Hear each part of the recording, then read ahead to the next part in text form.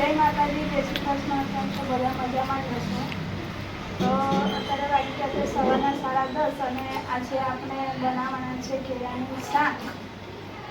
તો કાચા કેળા અમે લઈ લીધા છે, જે ગામડેથી આવેલા હતા. આપણે એનો જ ઉપયોગ કરીને કાચા કેળાનું શાક બનાવશું. એના માટે આપણે લઈ લીધું છે સામાન. તમે જોઈ શકો છો, લીલા ધાણા છે, મરચાં છે, લસણ છે, ટામેટાં છે, ડુંગળી છે. આ બધાનો ઉપયોગ કરીને આપણે બનાવવાના છે એકદમ ટેસ્ટીદાર કેળાનું શાક. તો સૌપ્રથમ કેળાને આપણે એના છાલ ઉતારી અને નાના નાના ટુકડા કરી નાખીશું. અને આ જે છે લીલા મરચાં, આદુ, લસણ એ બધું આપણે ઝીણું ઝીણું બારીક બારીક સમારી લઈશું. તો બન્યા રહેજો વિડીયોમાં કન્ટિન્યુ, ક્યાંય જતા નહીં. આંખો બગાડવાનું કરે છે. ક્યાંય જતા નહીં, વિડીયોમાં બન્યા રહેજો. મળીએ છે ત્યાં સુધી આપણે સમારી કાઢીએ. અને આ જે શાકભાજી છે એને આપણે સુધારી લઈશું. ડુંગળીને ઝીણી ઝીણી કાપી લઈશું બારીક, ટામેટાને પણ બારીક કાપી લઈશું, લીલા મરચાં કાપી લઈશું, લસણ જે તમે જોઈ રહ્યા છો એને પણ ઝીણી ઝીણી સમારી લઈશું છીલીને, અને ધાણાને પણ સમારીને છીલી લઈશું. તો વિડીયોમાં કન્ટિન્યુ રહેજો. સ્ટાર્ટ. મસ્ત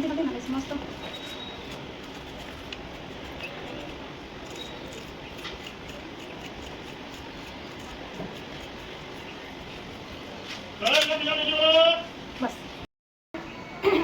ડુંગળી, ટામેટાં, મરચાં અને લસણના ઝીણા ઝીણા ટુકડા કરી લીધા છે, તમે જોઈ શકો છો. હવે આપણે આ કેળા છે એને છાલ ઉતારી લઈશું, પછી ધોઈ અને એના નાના નાના પીસ કરી નાખીશું. તો ચાલો.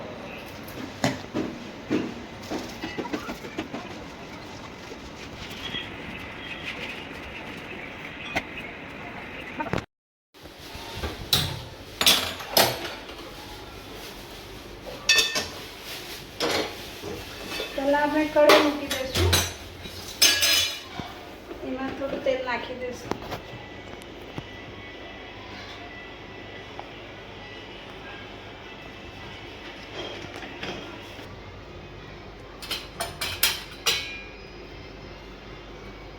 આ કેળાના ટુકડામાં આપણે પહેલાં મરચું,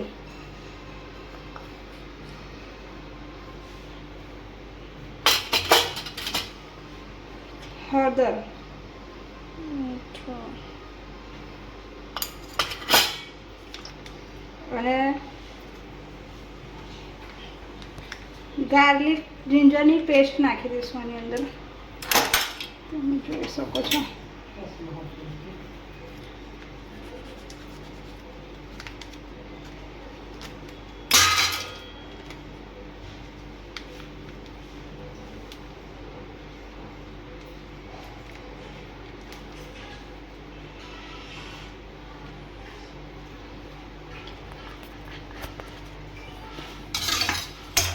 હવે આને મિક્સ કરી લઈશું.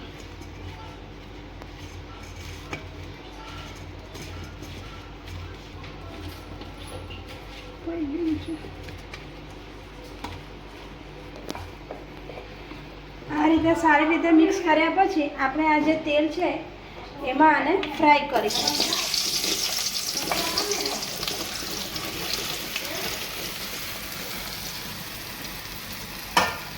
જોઈ શકો છો તમે.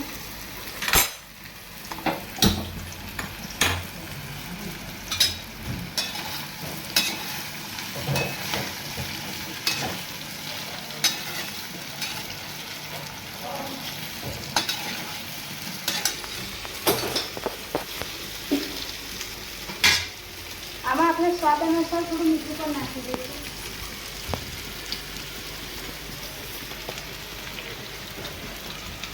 મીઠાનો ડબ્બો લઈ આવી છું મેં. બસ. એમાં આપણે થોડું સ્વાદ અનુસાર મીઠું પણ નાખી દઈશું.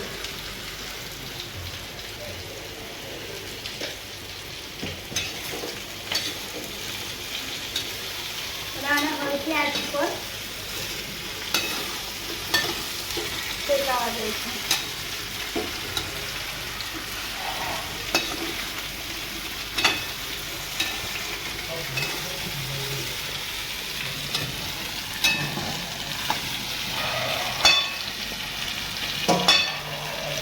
ઢાંકી દઈશું થોડી વાર.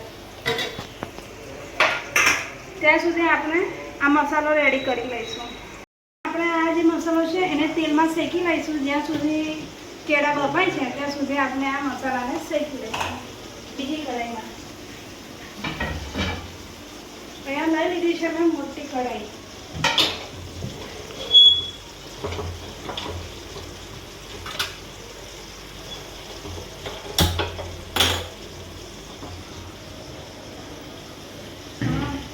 આમાં આપણે નાખીશું થોડું તેલ મસાલો શેકવા માટે.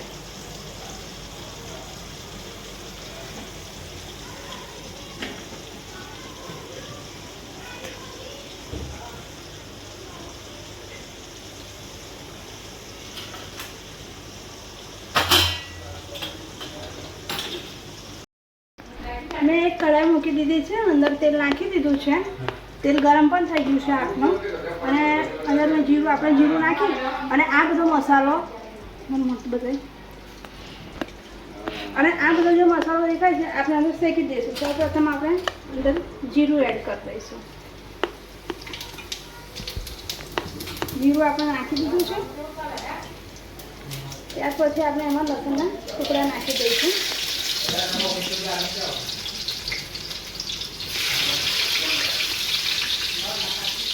અને લીલા મરચાં એડ કરી દઈશું.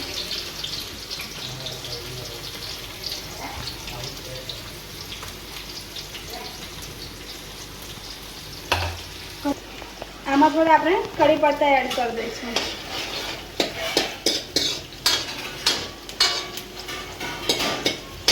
હવે એની અંદર આપણે ડુંગળી નાખી દઈશું.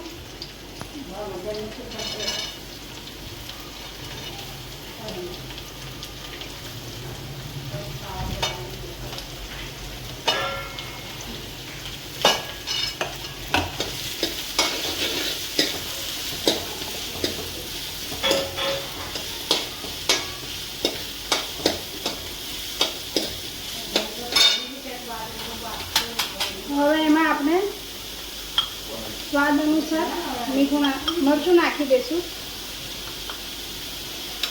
મરચું આમાં આપણે નાખેલું જ છે એટલે આમાં ઓછું નાખીશું. થોડી હળદર એડ કરી દઈશું. હળદર વધારે નહીં નાખવાની, થોડીક જ નાખવાની. અંદર આપણે ધાણા જીરુંનો પાવડર નાખી દઈશું.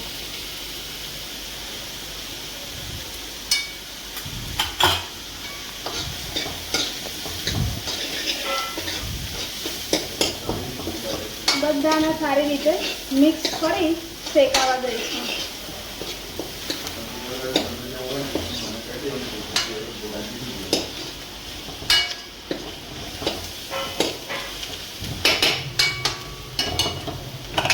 ડુંગળી શેકાઈ જાય પછી આપણે એની અંદર ટામેટા હવે આપણે ટામેટા નાખી દઈશું.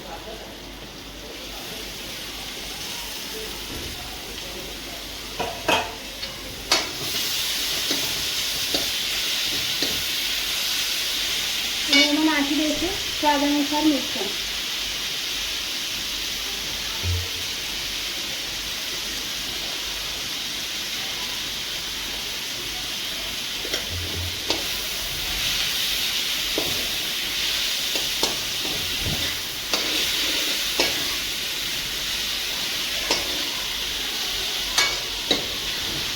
અને ટામેટાને શેકાવા દઈશું 2 મિનિટ સુધી.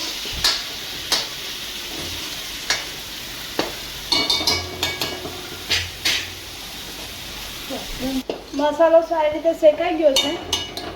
હવે અંદર થોડું આપણે પાણી નાખી દઈશું.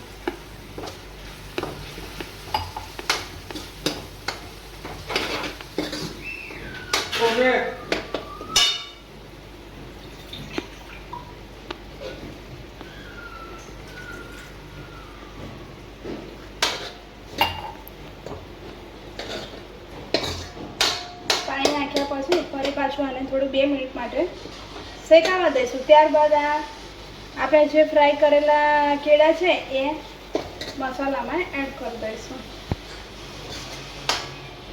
તમે જોઈ શકો છો કલર આપણો કેવો આવેલો છે.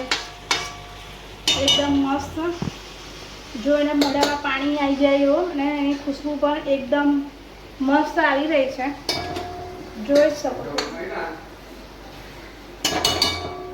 આનો મસાલો શેકાઈ ગયો છે, અને થોડું પાણી પણ નાખી દીધું છે. પાણી નાખ્યા પછી પણ 2 મિનિટ થઈ ગઈ છે. હવે આપણે આ જે કેળા છે એ ફ્રાય કરેલા એ અંદર નાખી દઈશું.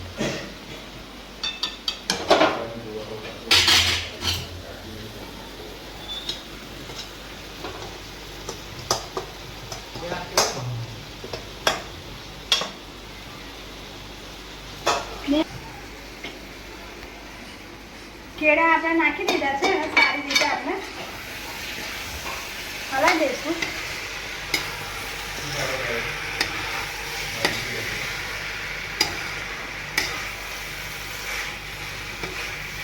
જોઈ શકો છો તમે, દેખાવમાં પણ કેટલા સરસ લાગી રહ્યા છે કેળાનું શાક.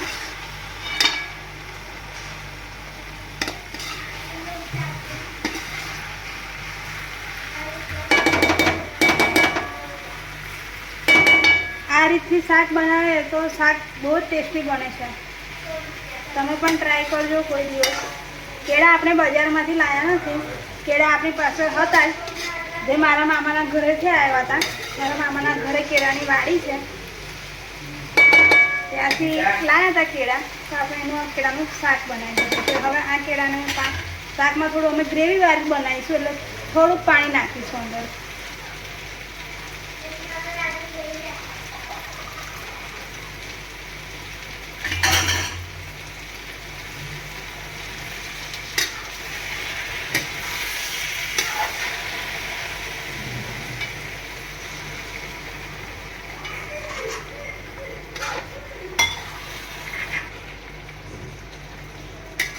બહુ પાણી નહીં નાખીએ આપણે.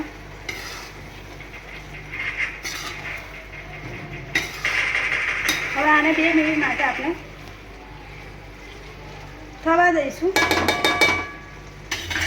અને ઢાંકી દઈશું. આપણે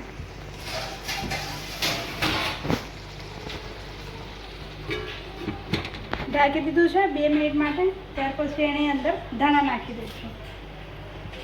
શાક બનીને તૈયાર થઈ ગયું છે. હવે આપણે ગેસને કરી દઈશું બંધ, અને એની અંદર આપણે આ જે ધાણા છે એ ધાણા ભભરાવી દઈશું.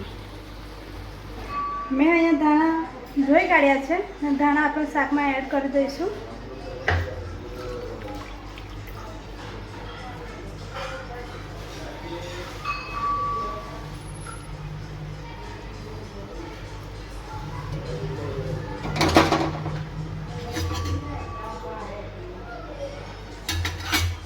જોઈ શકો છો તમે, ખૂબ જ સરસ કલર દેખાય છે એનો. આજ માટે આટલું જ હતું. ફરીથી મળીશું નવા વિડીયોમાં. બાય.